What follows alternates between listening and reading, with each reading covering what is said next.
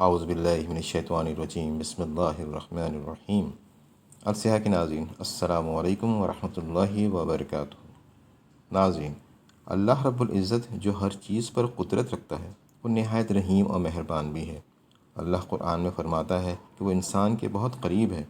جب کوئی اللہ کا بندہ اس کے سامنے ہاتھ پھیلاتا ہے تو وہ اس کی دعا کو شرف قبولیت بخشتا ہے۔ سورہ بقرہ میں اللہ یوں فرماتا ہے، اور اے میرے نبی صلی اللہ علیہ وآلہ وسلم، میرے بندے جب تم سے میرے متعلق پوچھیں تو انہیں بتا دو کہ میں ان سے قریب ہی ہوں۔ پکارنے والا جب مجھے پکارتا ہے میں اس کی پکار سنتا ہوں اور جواب بھی دیتا ہوں۔ لہٰذا انہیں چاہیے کہ میری دعوت پر لبیک کہیں اور مجھ پر ایمان لائیں، شاید کہ وہ راہ راست پالیں۔ جیسا کہ اللہ رب العزت نے اس آیت میں فرمایا کہ وہ ہر کسی کے قریب ہے اور اسے ہر کسی کی خواہشات، جذبات، خیالات، کہے ہوئے ہر لفظ، ہر سرگوشی، حتیٰ کہ خیالات کے انبار تلے دبی ہوئی ہر تمنا کی خبر ہے۔ چنانچہ جو کوئی بھی اس کی طرف رجوع کرتا ہے اور اس سے دعا کرتا ہے وہ اس کی دعا کو سنتا ہے اور اس کو اچھی طرح جانتا ہے۔ یہ انسان پر اللہ کا کرم اور اس کی عنایت کا ثبوت ہے۔ اللہ ہر چیز پر قادر ہے، کوئی بھی چیز اس کی طاقت سے باہر نہیں، وہ علیم و خبیر ہے۔ کائنات میں جو کچھ بھی پایا جاتا ہے وہ اس کا مالک ہے۔ ہر وجود اور ہر چیز بظاہر بڑی قوت اور بے پناہ مال و دولت رکھنے والے انسانوں سے لے کر زمین پر پائے جانے والے چھوٹے سے چھوٹے جاندار تک سب اللہ کے ہیں اور اس کے مکمل کنٹرول اور دست قدرت میں ہیں۔ جو شخص اس حقیقت پر ایمان رکھتا ہے وہ کسی بھی ضرورت کے لیے اللہ سے دعا کر سکتا ہے اور امید رکھ سکتا ہے کہ اس کی دعا بارگاہ الہی سے شرف قبولیت پائے گی۔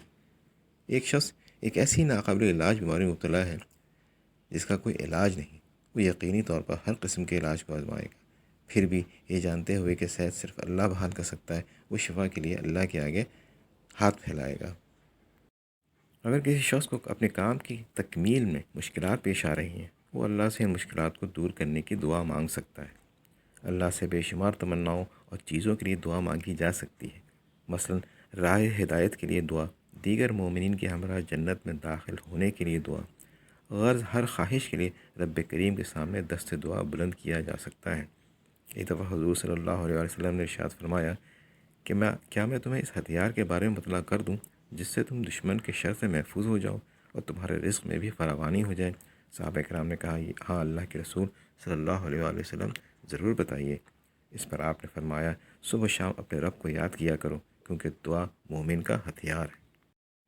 تاہم انسان کی مانگی ہوئی ہر دعا خیر نہیں ہو سکتی۔ مثال کے طور پر ایک شخص اللہ سے یہ دعا کر سکتا ہے کہ اسے اپنے بچوں کے مستقبل کے لیے جائیداد اور دولت عطا کی جائے، تاہم ہو سکتا ہے کہ اللہ کے نزدیک اس کی اس استدعا میں خیر موجود نہ ہو اور یہ خوشحالی اور اس کے بچوں کے لیے اللہ سے دوری کا باعث بن سکتی ہے۔ اس لحاظ سے اللہ اس شخص کی پکار کو سنتا ہے اور اس کو بطور عبادت قبول فرما لیتا ہے۔ اس طرح اس دعا کا جواب بہترین طریقے سے دے دیتا ہے۔ اللہ اس بات کو جانتا ہے کہ وہ اس دعا کا جواب اس شکل میں نہیں دیتا جس شکل کو انسان اپنے حق میں بہتر سمجھتا ہے، بلکہ بہترین انداز میں دعا کو قبول کرتا ہے۔ یعنی اللہ اس بندے کی بات کو سنتا ہے، لیکن جب وہ یہ دیکھتا ہے کہ اس کی دعا میں اس کے لیے بھلائی نہیں ہے تو وہ ایسی صورتحال پیدا فرماتا ہے جو اس کے لیے بہترین ثابت ہوتی ہے۔ دعاؤں کا یہ بہت اہم راز ہے جسے ہمیشہ ذہن میں رکھنا چاہیے۔ جب کبھی ہم دعا کریں اور ہمیں یہ محسوس ہو کہ ہماری دعا قبول نہیں ہوئی تو ہم یہ فرض کر لیتے ہیں کہ اللہ نے ہماری نہیں سنی۔ یہ مفروضہ یقیناً لا علمی پر مبنی ہے۔ قرآن میں اللہ خود فرماتا ہے کہ ہم انسان کی رگ گردن سے بھی زیادہ اس سے قریب ہیں۔ کوئی شخص خواہ کچھ بھی کہے، وہ اس کے ایک ایک لفظ کو جانتا ہے، اس کے ہر خیال اور اس کی زندگی کے ہر لمحے سے باخبر ہے۔ جب کوئی سو جاتا ہے اور خواب میں دیکھنے لگتا ہے، خدا اس کے خوابوں کو بھی جانتا ہے۔ چونکہ وہ ہر کسی کا خالق ہے، اس لیے بندے کو یہ معلوم ہونا چاہیے کہ میں جتنی بار دعا کروں گا اللہ اتنی ہی بار اس دعا کو میری عبادت کے طور پر قبول فرمائے گا، میری ہر خواہش کو مناسب ترین وقت پر پوری کرے گا اور میرے لیے ایسی صورتحال پیدا فرمائے گا جو میرے لیے بہترین ہوگی۔ نماز بھی دعا کی ایک قسم ہے، یہ عبادت بھی ہے اور اللہ کی طرف سے انسان کے لیے ایک تحفہ بھی، کیونکہ نماز بندے کو اس قابل بنا دیتی ہے کہ وہ جو کچھ چاہے اس کے ذریعے حاصل کر سکتا ہے۔